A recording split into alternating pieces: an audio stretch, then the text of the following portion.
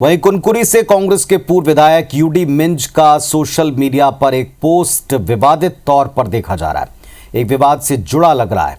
UD Minz ने Balakot air strike पर सवाल उठाते हुए भारत, पाकिस्तान, चीन के साथ मिलकर आतंकवाद का निदान ढूंढने की सलाह दी। पोस्ट में यह भी लिखा है कि पाकिस्तान के साथ भारत का चीन से भी युद्ध होगा, जिसमें भारत की हार तय है। मिंज के फेसबुक हैंडल से जारी इस पोस्ट पर बवाल मचा है। बीजेपी तंज कस रही है, लिखती है कि मिंज की भाषा देखकर लगता है कि ये पाकिस्तान की पैरोल पर है। यूडी मिंज का एक और पोस्ट आया जिसमें उन्होंने अपना अकाउंट हैक होने की जानकारी दी।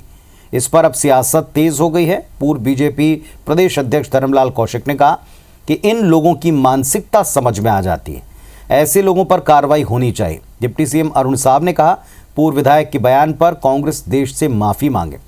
पूर्व मंत्री अजय चंद्राकर ने कहा, यूडी मिंज ने अपने मन की बातें लिख दी।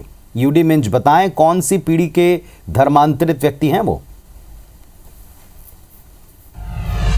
मानसिकता लोगों की समझ में आ रही है कि वो खाते किसका है और गाते किसका है।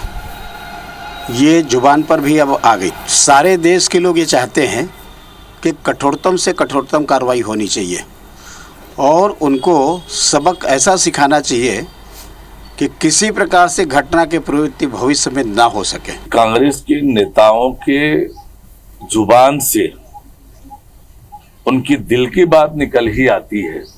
एक पूर्व विधायक का इस प्रकार से बयान कांग्रेस नेताओं को इसके लिए देश से माफी मांगनी चाहिए और यूडी मिंज के खिलाफ कठोर से कठोर कार्यवाही उनकी पार्टी को करना चाहिए।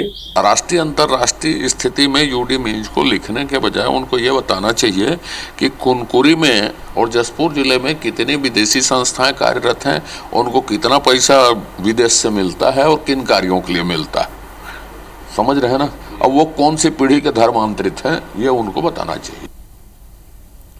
तो चाहे सिद्धारमैया हो या फिर यूडी मिंज, इन नेताओं के इस तरह के स्टेटमेंट को ही पाकिस्तान का मीडिया उठाकर अपने अलग अलग डिजिटल हैंडल्स पर पेश करता है। ये बताने की कोशिश करता है कि भारत के नागरिक, भारत के राजनेता, भारत के बाकी दल ऐसा नहीं चाहते जो भारतीय सरकार कह रही, और इसीलिए उन चैनल्स पर ब्रेक लगाया और इधर इन राजनेताओं को आड़े हाथ लिया जा रहा है। यूडी मिंज कहते हैं कि मेरा यूट्यूब या मेरे फेसबुक अकाउंट का गलत इस्तेमाल हुआ, लेकिन ये हैरत की बात है कि इस तरह के बयान अभी भी सामने आ रहे हैं। कई बयान हैं, इस पर सफाई ज़रूर आ गई, हैक होने की बात ज़रूर की गई, लेकिन मामला थमा नहीं है।